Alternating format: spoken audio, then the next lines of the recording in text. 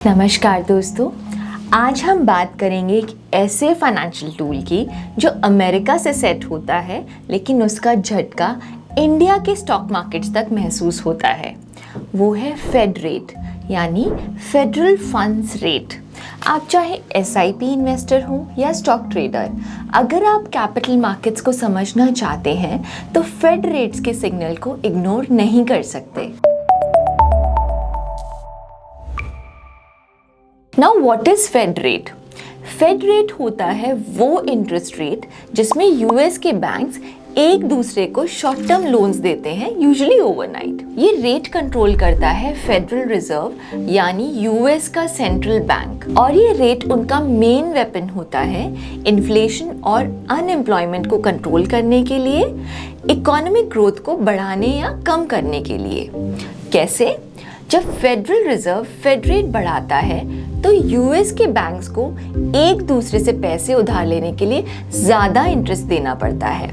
Banks जब खुद महंगा पैसा उधार लेते हैं तो वो लोन देते वक्त भी उस रेट को बढ़ाकर देते हैं, जिससे लोन्स महंगे हो जाते हैं। जब लोन्स महंगे हो जाते हैं तो लोग घर, कार या शॉपिंग के लिए लोन लेने से कतराते हैं। कंपनीज भी नए प्लान्स, मशीन्स या हायरिंग पोस्टपोन करती हैं, तो लोग और बिजनेसेस दोनों ही खर्च और इन्वेस्टमेंट में ब्रेक लगाते हैं, जिससे इन्फ्लेशन कंट्रोल होता है। वहीं जब फेड रेट कम करता है तो लोन सस्ते हो जाते हैं और लोग ज़्यादा पैसे खर्च करते हैं और कंपनी ज़्यादा लोन लेकर कैपिटल इन्वेस्टमेंट करती हैं। इन दोनों के इम्पैक्ट से इकोनॉमी अच्छे से ग्रो करती है। 2020 में कोविड के समय फेड ने रेट्स 0% तक ला दिए थे, जिससे स्टॉक मार्केट्स ने तेजी से बाउंस बैक किया। वहीं 2022 और 23 में US इन्फ्लेशन 9% तक पहुंच गया था, इसलिए फेड ने 11 बार रेट हाइक्स किए, जिसकी वजह से नैस्डैक 30% तक गिरा और इंडियन मार्केट्स भी गिरे थे। अब फेड रेट्स का ग्लोबल इम्पैक्ट क्या है? अब सवाल ये है कि US में क्या हो रहा है, उससे इंडिया को क्या फर्क पड़ता है?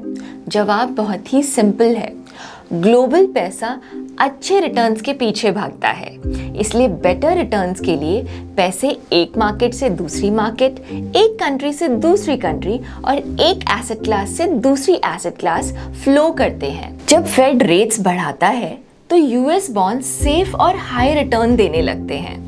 इसकी वजह से फॉरेन इंस्टीट्यूशनल इन्वेस्टर्स यानी FIIs इंडिया जैसे इमर्जिंग मार्केट से पैसे निकालते हैं और US बॉन्ड्स में डाइवर्ट कर देते हैं। इससे क्या हुआ? एक तो इंडियन स्टॉक और बॉन्ड मार्केट दोनों गिरते हैं और दूसरा डॉलर स्ट्रॉन्ग और रुपी वीक होता है। इंपोर्ट महंगे हो जाने की वजह से इन्फ्लेशन भी बढ़ता है। मार्च 2022 से मार्च 2023 में जब फेड एग्रेसिवली रेट हाइक्स कर रहा था और रेट्स 0.25% से 5% तक पहुंच गए थे, तो FIIs ने इंडियन कैपिटल मार्केट से $33 बिलियन यानी लगभग 2.74 लाख करोड़ रुपीस निकाले थे। इस तरह से चाहे हमारी सारी इन्वेस्टमेंट्स सिर्फ इंडियन मार्केट्स में ही हों, फिर भी पोर्टफोलियो के रिटर्न्स US की फेड पॉलिसी से जुड़े हुए हैं।